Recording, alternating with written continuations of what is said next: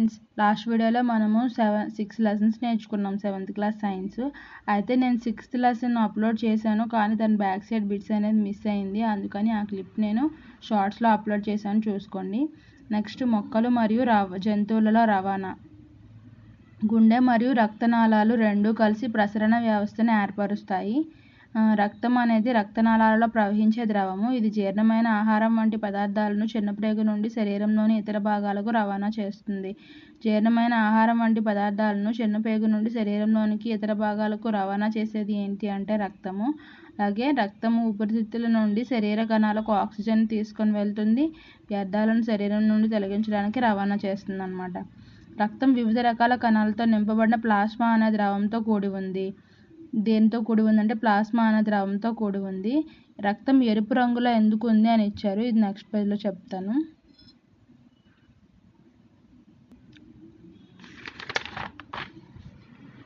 Haemoglobin అని పిలువబడే ఎరుపు వర్ణద్రవ్యం ఉన్న ఎర్ర రక్త కణాలు ఆర్బీసీ అంటే రెడ్ బ్లడ్ సెల్స్ ఒక రకమైన కణాలు. హిమోగ్లోబిన్ ఆక్సిజన్తో బంధించబడి దాని శరీరంలోని అన్ని భాగాలకు రవాణా చేస్తుంది. హిమోగ్లోబిన్ లేకుండా శరీరంలోని అన్ని కణాలకు ఆక్సిజన్ను సమర్థవంతంగా అందించడం అనేది కష్టమవుతుందన్నమాట. అంటే హిమోగ్లోబిన్ లేకపోతే. హిమోగ్లోబిన్ ఉండడం రక్తాన్ని ఎర్రగా కనిపించేటట్లు చేస్తుంది. మన శరీరంలోనికి ప్రవేశించే సూక్ష్మక్రిములతో పోరాడే తెల్ల రక్త కణాలను కూడా రక్తం కలిగి ఉంటుంది. అంటే WBC వైట్ బ్లడ్ సెల్స్. మన శరీరంలోనికి ప్రవేశించే సూక్ష్మక్రిములతో పోరాడే రక్త కణాలు ఏవి అంటే తెల్ల రక్త కణాలు. రక్తంలో రక్త ఫలకికలు అని పిలువబడే మరొక రకమైన కణాలు ఉండడం వల్ల రక్తం గడ్డకడుతుంది. రక్తం గడ్డ కట్టడానికి ఉపయోగపడే రక్త కణాలు ఏవి అంటే రక్త ఫలకికలు అన్నమాట. ఎందుకంటే రక్తం గడ్డ కట్టలేదు అనుకో, ఒకవేళ యాక్సిడెంట్స్ గట్ట ఏమైనా దెబ్బలు గట్ట తగిలినప్పుడు అలా రక్తం బయట పోతూ ఉంటే ఇంకా జీవులు బతకవు కదా. రక్త ఫలకికలు ఉండడం వల్ల ఆ రక్తం అనేది గడ్డ కడుతుంది అన్నమాట. ఉచ్ఛ్వాస సమయంలో తాజా ఆక్సిజన్ సరఫరా ఊపిరితిత్తులను నింపుతుంది. అయితే ఈ ఊపిరితిత్తులను ఆక్సిజన్ నింపుతుంది కదా, రక్తము రక్త కణాల నుండి వ్యర్థ పదార్థాలతో పాటు కార్బన్ డైఆక్సైడ్ను కూడా గ్రహిస్తుంది అన్నమాట. కార్బన్ డైఆక్సైడ్ను తొలగించుటకు ఊపిరితిత్తులకు రవాణా చేయడానికి రక్తము గుండెకు తిరిగి వెళ్ళాలి. కాబట్టి శరీరంలోని ధమనులు మరియు సిరలు అనే 2 రకాల రక్తనాళాలు ఉన్నాయి. ఈ 2 రకాల రక్తనాళాల్లో ఫస్ట్ ధమనులు ఆక్సిజన్తో కూడిన రక్తాన్ని గుండె నుండి శరీరంలోని అన్ని భాగాలకు తీసుకొని వెళ్తాయి. అంటే ఇప్పుడు మనం చెప్పుకున్నాం కదా, ఏదైతే ఆక్సిజన్ తీసుకున్నామో ఆ ఆక్సిజన్తో కూడిన రక్తాన్ని గుండె నుండి శరీరంలోని అన్ని భాగాలకు తీసుకొని వెళ్ళే రక్తనాళాలు ఏంటి అంటే ధమనులు. రక్త ప్రవాహము వేగంగా అధిక ఒత్తిడిలో ఉన్నందున ధమనులు మందపాటి స్థితిస్థాపక గోడలను కలిగి ఉంటాయి. ధమనులు మందపాటి స్థితిస్థాపక గోడలను ఎందుకు కలిగి ఉంటాయి అంటే రక్త ప్రవాహం అనేది వేగంగా అధిక ఒత్తిడితో ఉన్నప్పుడు వాటిని తట్టుకోవడం కోసం మందపాటి స్థితిస్థాపక గోడలను కలిగి ఉంటాయి అన్నమాట. నెక్స్ట్, ధమనులలో ప్రవహించే రక్తం కారణంగా నిమిషానికి నాడీ స్పందనాలు అంటే ఎంత వేగంగా రక్తము ప్రవహించింది అనుకోని అంత వేగంగా నాడీ స్పందన అనేది ఉంటుంది అన్నమాట. నిమిషానికి నాడీ స్పందనాల సంఖ్యను నాడీ స్పందన రేటు అంటారు. విశ్రాంతిలో ఉన్న ఒక వ్యక్తి సాధారణంగా నిమిషానికి 72 నుండి 80 మధ్య నాడీ స్పందనాలను కలిగి ఉంటాడు. విశ్రాంతిలో ఉన్న వ్యక్తి నిమిషానికి ఎంత నాడీ స్పందనాలను కలిగి ఉంటాడంటే 72 నుంచి 80 మధ్య అన్నమాట. మణికట్టులో నాడీ స్పందన అని ఇచ్చారు ఇక్కడ. నెక్స్ట్, సిరలు. తమిళలో చెప్పుకున్నాం కదా, ఇప్పుడు సిరలు అంటే శరీరంలోని అన్ని భాగాల నుండి హృదయము లేదా గుండెకు కార్బన్ డైఆక్సైడ్ అధికంగా ఉండే రక్తాన్ని తీసుకొని వెళ్ళే రక్తనాళాలు. ఆక్సిజన్ అయితే ధమనులు అన్నమాట. కార్బన్ డైఆక్సైడ్ అధికంగా ఉండే తీసుకెళ్లే రక్తాన్ని తీసుకొని వెళ్ళే రక్తనాళాలు ఏంటి అంటే సిరలు అన్నమాట. సిరలు సన్నటి గోడలను కలిగి ఉంటాయి. రక్తాన్ని గుండె వైపుకు మాత్రమే ప్రవహించేలా చేసేందుకు సిరల్లో కవాటాలు అనేవి ఉంటాయి అన్నమాట. గుండె వైపుకు మాత్రమే ప్రవహించేలా చేసేందుకు సిరల్లో కవాటాలు ఉంటాయి. నెక్స్ట్, ఇక్కడ ఇచ్చారు ప్రసరణ క్రమరేఖా చిత్రము అని. దానం చేసిన రక్తాన్ని బ్లడ్ బ్యాంకుల్లో నిల్వ చేస్తారు, ఇది మనకు తెలుసు. నెక్స్ట్, పుప్పుస ధమని గుండె నుండి రక్తాన్ని తీసుకొని వెళ్తుందని, కావున దాన్ని సిర అని కాకుండా ధమని అని పిలుస్తారన్నమాట. గుండె నుండి రక్తాన్ని తీసుకొని వెళ్తుంది. కార్బన్ డైఆక్సైడ్ అధికంగా ఉండే రక్తాన్ని ఊపిరితిత్తులకు తీసుకొని వెళ్తుంది. కార్బన్ డైఆక్సైడ్ అధికంగా ఉండే రక్తాన్ని ఊపిరితిత్తులకు తీసుకొని వెళ్ళేది ఏంటి అంటే పుప్పుస ధమని. పుప్పుస సిర ఆక్సిజన్ను అధికంగా ఉన్న రక్తాన్ని ఊపిరితిత్తుల నుండి గుండెకు తీసుకొని వెళ్తుంది. ఆల్రెడీ మనం నేర్చుకున్నాం, ధమనులు ఆక్సిజన్ రక్తాన్ని తీసుకొని వెళ్తాయి కదా, సిరలు వచ్చేసి ఇక్కడ కార్బన్ డైఆక్సైడ్ అధికంగా ఉండే రక్తాన్ని తీసుకొని వెళ్తాయి. కానీ ఇక్కడ చూడండి, పుప్పుస ధమని అనేది కార్బన్ డైఆక్సైడ్ అధికంగా ఉండే రక్తాన్ని ఊపిరితిత్తులకు తీసుకొని వెళ్తుంది. పుప్పుస సిర ఆక్సిజన్ అధికంగా ఉన్న రక్తాన్ని ఊపిరితిత్తుల నుండి గుండెకు తీసుకొని వెళ్తుంది. ఇది కొంచెం ఇంపార్టెంట్, గుర్తుపెట్టుకోండి, కన్ఫ్యూజ్ అవుతారు. నెక్స్ట్ వచ్చేసి ధమనులు చిన్న నాళాలుగా విభజించబడి కణజాలానికి చేరాక అవి రక్తకేశ నాళికలు అని పిలువబడే చాలా సన్నని నాళికలుగా విభజించబడతాయి. ఏంటి? ధమనులు అన్నమాట. కేశనాళికలు అన్నీ కలిసిపోయి సిరలుగా ఏర్పడి హృదయము లేదా గుండెలోనికి తెరుచుకుంటాయి. అంటే ఇప్పుడు ఈ రక్తకేశ నాళికలు అన్నీ కలిసిపోయి సిరలుగా ఏర్పడి హృదయము లేదా గుండెలోనికి తెరుచుకుంటాయి అన్నమాట. నెక్స్ట్ గుండె తనతో ఇతర పదార్థాలను తీసుకెళ్లే రక్తాన్ని రవాణా చేయడానికి పంపులాగా పనిచేసే నిరంతరం కొట్టుకునే అవయవము ఏంటి అంటే గుండె. మన గుండె ఆగకుండా పంపులా పనిచేస్తుంది. గుండె ఛాతీ కుహరంలో ఉంటుంది. గుండె ఎక్కడ ఉంటుందంటే ఛాతీ కుహరంలో ఉంటుంది. గుండె యొక్క దిగువ శీర్షము కొద్దిగా ఎడమ వైపుకు వంగి ఉంటుందన్నమాట. అలాగే ఇక్కడ మనము పుప్పుస ధమని, పుప్పుస సిర చెప్పుకున్నాం కదా. ఇదిగోండి పుప్పుస ధమని, పుప్పుస సిర. మీ గుండె దాదాపు మీ పిడికిలి పరిమాణంలో ఉంటుంది. అంటే ఎవరి గుండె వాళ్ళ పిడికిలి పరిమాణంలో ఉంటుంది. ఆక్సిజన్ అధికంగా ఉన్న రక్తము మరియు కార్బన్ డైఆక్సైడ్ అధికంగా ఉన్న రక్తము ఒకదానితో ఒకటి కలిస్తే ఏమవుతుంది అని ఇచ్చారు కదా. అలా ఒకదానితో ఒకటి కలవకుండా జరగకుండా ఉండడానికి గుండెలో 4 గదులు ఉంటాయన్నమాట. ఏంటి అవి అని అంటే ఎగువ 2 గదులను కర్ణికలు అంటారు. ఎగువ 2 గదులను కర్ణికలు అంటారు. దిగువ 2 గదులను జఠరికలు అంటారు. దిగువ 2 గదులను జఠరికలు అని పిలుస్తారు. గదుల మధ్య ఉన్న విభాజకము ఆక్సిజన్ అధికంగా ఉన్న రక్తము మరియు కార్బన్ డైఆక్సైడ్ అధికంగా ఉన్న రక్తము ఒకదానితో ఒకటి కలవకుండా నివారించడానికి సహాయపడుతుంది అన్నమాట. అంటే ఇది కవాటం. ఇదిగోండి చూసుకోండి, 2 సమభాగాలను పూర్తిగా విభజిస్తున్న విభాజకము.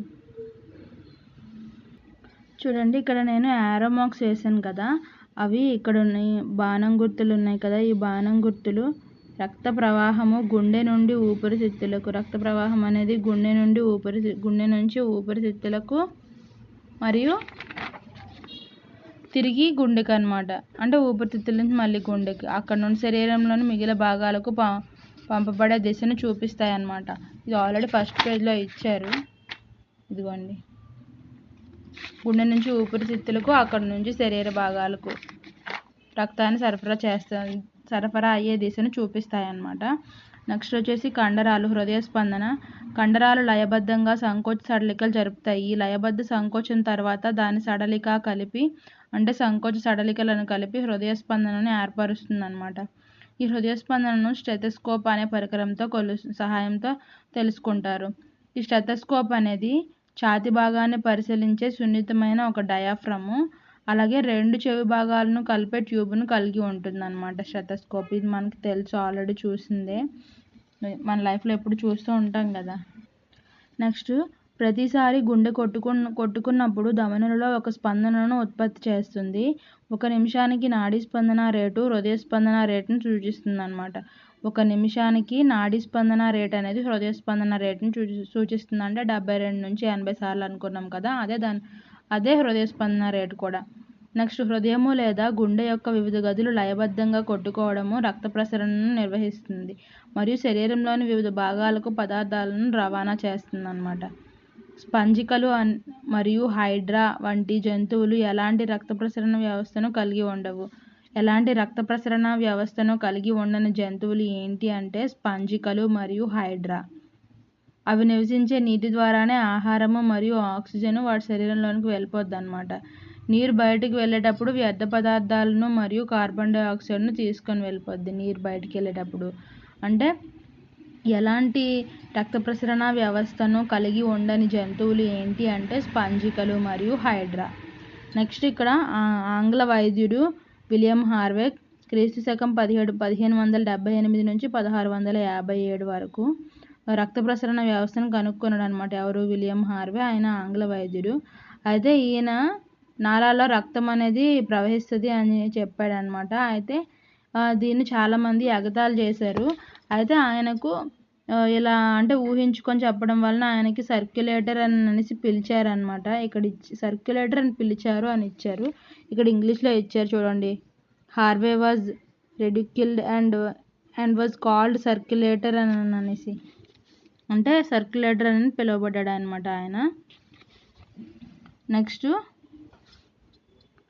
మన కణాలు తమ విధులను నిర్వర్తించినప్పుడు కొన్ని వ్యర్థ పదార్థాలు అనేవి విడుదలవుతాయి. ఇవి విషపూరితమైనవి కాబట్టి శరీరం నుండి తొలగించాల్సిన అవసరం ఉంది.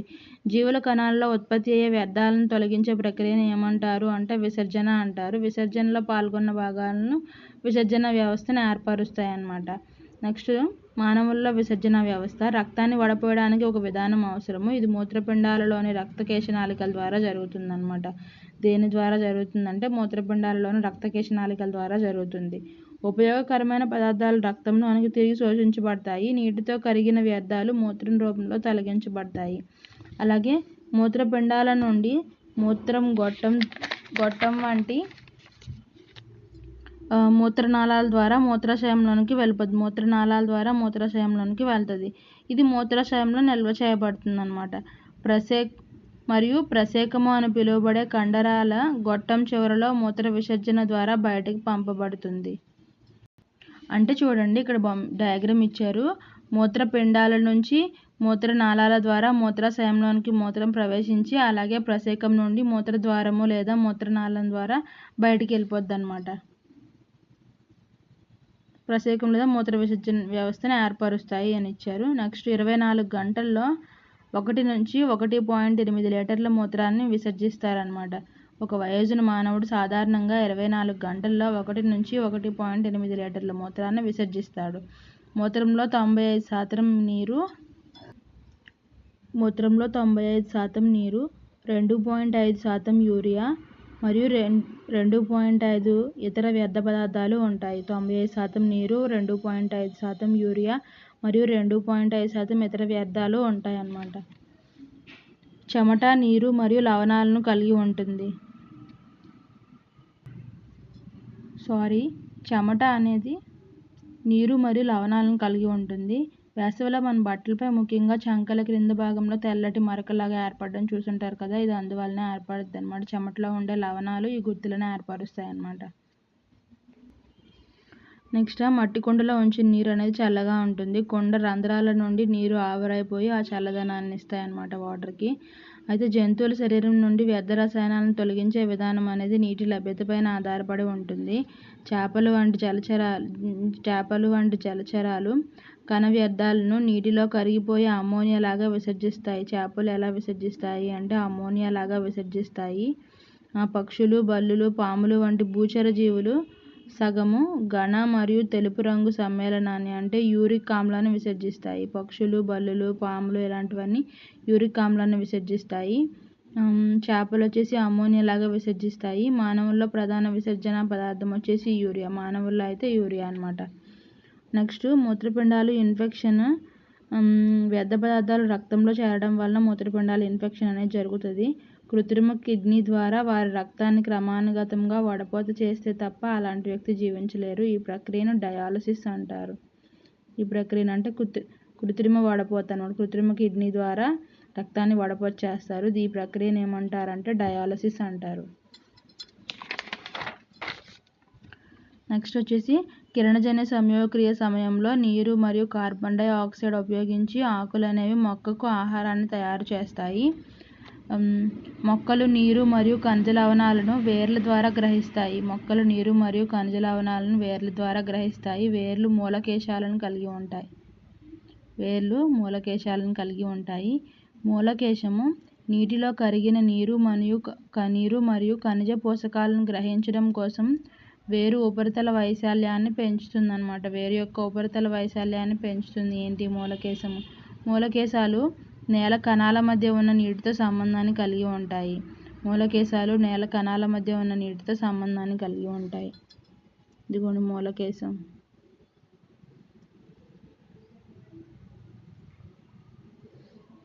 ఇక్కడ ఇచ్చారు చూడండి, ఇదిగోండి.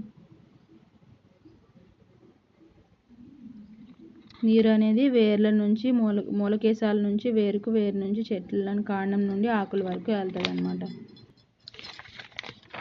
నెక్స్ట్, మొక్కలకు నేల నుండి నీరు మరియు పోషకాలను రవాణా చేయడానికి నాళాల వంటి పంపులు ఉంటాయి.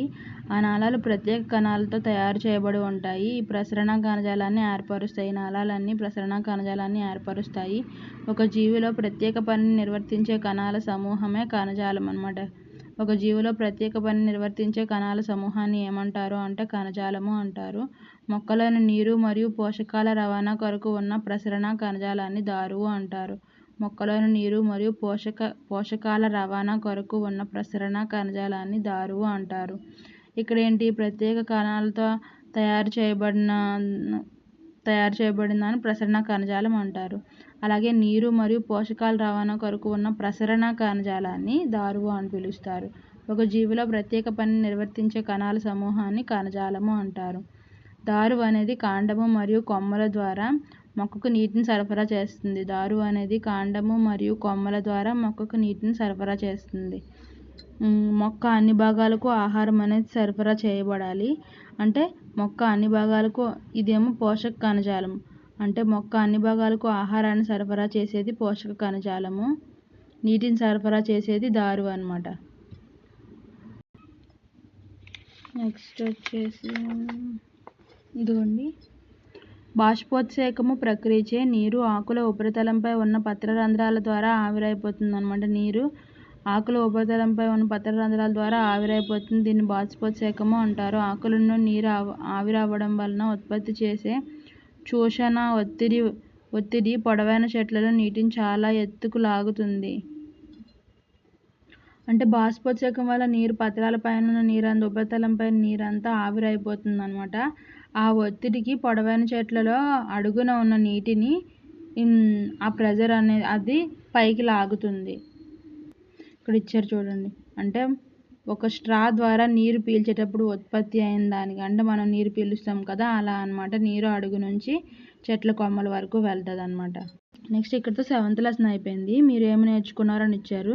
చాలా జంతువుల్లో శరీరంలో ప్రసరించే రక్తము శరీరంలోని వివిధ కణాలకు ఆహారం మరియు ఆక్సిజన్ను పంపిణీ చేస్తుంది. ఇది విసర్జన కోసం శరీరంలోని వివిధ భాగాల నుండి వ్యర్థ పదార్థాలను కూడా తీసుకొని వెళ్తుంది. ప్రసరణ వ్యవస్థ హృదయము లేదా గుండె మరియు రక్తనాళాలను కలిగి ఉంటుంది. మానవుల్లో రక్తము ధమనులు మరియు సిరల ద్వారా ప్రవహిస్తుంది. హృదయము పంపింగ్ అవయవం లాగా పనిచేస్తుంది. రక్తంలో ప్లాస్మా, ఎర్ర రక్త కణాలు, తెల్ల రక్త కణాలు చూడండి. మానవుల్లో రక్తము ధమనులు మరియు సిరల ద్వారా ప్రవహిస్తుంది. హృదయం పంపింగ్ అవయవంగా పనిచేస్తుంది. రక్తంలో ప్లాస్మా, ఎర్ర రక్త కణాలు, తెల్ల రక్త కణాలు, రక్త ఫలకికలను కలిగి ఉంటుంది. ఎర్రటి వర్ణద్రవ్యం హిమోగ్లోబిన్ ఉండడం వలన రక్తం అనేది ఎర్రగా కనిపిస్తుంది అన్నమాట. వయోజన వ్యక్తిలో మనిషి హృదయము లేదా గుండె నిమిషానికి 70 నుంచి 80 సార్లు కొట్టుకుంటుంది. దీన్నే హృదయ స్పందన రేటు అంటారు. కానీ మనకి లెసన్లో ఫస్ట్ స్టార్టింగ్లోనమాట ఇక్కడ ఇచ్చారు, నాడీ స్పందనాల సంఖ్య నిమిషానికి 72 నుంచి 80 మధ్య ఉంటుందని చెప్పి ఇచ్చారు. ఇక్కడ వచ్చేసి 70 నుంచి 80 సార్లు కొట్టుకుంటుందని ఇచ్చారు. సో మనం ఎగ్జామ్లో ఏది రాసినా సరే రైట్ అవుతుంది. ధమనులు హృదయము లేదా గుండె నుండి రక్తాన్ని శరీరంలోని అన్ని భాగాలకు తీసుకుని వెళ్తాయి. ధమనులు హృదయము లేదా గుండె నుండి రక్తాన్ని శరీరంలోని అన్ని భాగాలకు తీసుకొని వెళ్తాయి. సిరలు శరీరంలోని అన్ని భాగాల నుండి రక్తాన్ని హృదయము లేదా గుండెకు తిరిగి తీసుకొని వెళ్తాయి. శరీరంలోని వ్యర్థ పదార్థాలను తొలగించడాన్ని విసర్జన అంటారు. చూడండి, మానవుల విసర్జన వ్యవస్థలో 2 మూత్రపిండాలు, 2 మూత్రనాళాలు, 1 మూత్రాశయము, ప్రశకము ఉంటాయి. లవణాలు మరియు యూరియా నీటితో పాటు చెమటగా తొలగించబడతాయి. పక్షులు, కీటకాలు మరియు బల్లి యూరిక్ ఆమ్లాన్ని సగం ఘన రూపంలో విసర్జిస్తాయి అన్నమాట. చేపలేమో అమ్మోనియాని, పక్షులు, కీటకాలు, బల్లి వచ్చేసి యూరిక్ ఆమ్లము. నీరు మరియు ఖనిజ పోషకాలు నేల నుండి వేర్ల ద్వారా గ్రహిస్తాయి. నీరు మరియు ఖనిజ పోషకాలు నేల నుండి వేర్ల ద్వారా గ్రహిస్తాయి అన్నమాట. దారువు అని పిలువబడే ప్రసరణ కణజాలం ద్వారా మొత్తం మొక్కకి పోషకాలు నీటితో పాటు రవాణా చేయబడతాయి. ఆహారాన్ని రవాణా చేసే ప్రసరణ కణజాలము పోషక కణజాలము. నీటినైతే తారువు. బాష్పోత్సేకం సమయంలో పత్ర రంధ్రాల ద్వారా నీరు అనేది ఆవిరి రూపంలో మొక్కలు చాలా నీటిని కోల్పోతాయి అన్నమాట. ఆవిరి రూపంలో బాష్పోత్సేకం సమయంలోన. బాష్పోత్సేకం ఉత్పత్తి చేసే బలము మట్టి నుండి వేర్లు శోషించిన నీటిని కాండము మరియు ఆకులకు చేరుకోవడానికి పైకి లాగబడుతుంది అన్నమాట. నెక్స్ట్ ఇక్కడ వచ్చేసి పత్ర రంధ్రాలు బాష్పోత్సేకము, దారువు నీటి రవాణా, మూలకేశాలు వచ్చేసి నీటి శోషణ, పోషక కణజాలము ఆహార రవాణా. ఇక్కడ ఇచ్చారు హృదయము లేదా గుండె నుండి రక్తం శరీరంలోని అన్ని భాగాలకు ధమనుల చేత రవాణా చేయబడుతుంది. హిమోగ్లోబిన్ ఎందులో ఉంటుందంటే రక్తంలోని ఆర్బీసీల్లో ఉంటుంది. ధమనులు మరియు సిరలు రక్తకేశనాళికల నెట్వర్క్ ద్వారా కలుస్తాయి. దేని ద్వారా అంటే కేశనాళికల ద్వారా. హృదయము లయబద్ధ సంకోచ సడలింపులను హృదయ స్పందన అంటారు. మానవునిలో ప్రధాన విసర్జన ఉత్పత్తి వచ్చేసి యూరియా. చెమటలో నీరు లవణాలు ఉంటాయి. మూత్రపిండాలు ద్రవ రూపంలో విసర్జించే వ్యర్థాలను మూత్రము అంటారు. శోషణ ఒత్తిడి వలన చెట్లలో నీరు చాలా ఎత్తుకు చేరడం అనేది దేని వలన జరుగుతుందంటే బాష్పోత్సేకం వలన. నెక్స్ట్ పేజ్లో మొక్కలలో నీరు దేని ద్వారా రవాణా చేయబడుతుంది అంటే దారువు ద్వారా రవాణా చేయబడుతుంది. మొక్కలు ఎందులో ఉంచడం వలన వేర్ల నుండి నీటి శోషణను పెంచవచ్చు అంటే పంకాల కింద. నెక్స్ట్ ఇక్కడ మీకు తెలుసా అని ఇచ్చారు. రక్తానికి ప్రత్యామ్నాయం లేదు. ప్రజలు శస్త్రచికిత్స లేదా గాయం నుండి రక్తాన్ని కోల్పోతే లేదా వారి శరీరాలు తగినంత రక్తాన్ని ఉత్పత్తి చేయలేకపోతే స్వచ్ఛంద సేవకులు విరాళంగా ఇచ్చిన రక్తాన్ని మార్పిడి చేయడం ద్వారా రక్తం మార్చడం అనేది ఒకే ఒక మార్గము. రక్తం సాధారణంగా కొరతగా ఉంటుంది. రక్తదానం చేయడం వల్ల దాతలకు బలం అనేది తగ్గదు. అంతే, ఇక్కడితో అన్నమాట 7th లెసన్ అంటే ఫస్ట్ సెమిస్టర్ కంప్లీట్ అయిపోయింది. 7th class first semester. Video నచ్చితే సబ్స్క్రైబ్ చేయండి ప్లీజ్.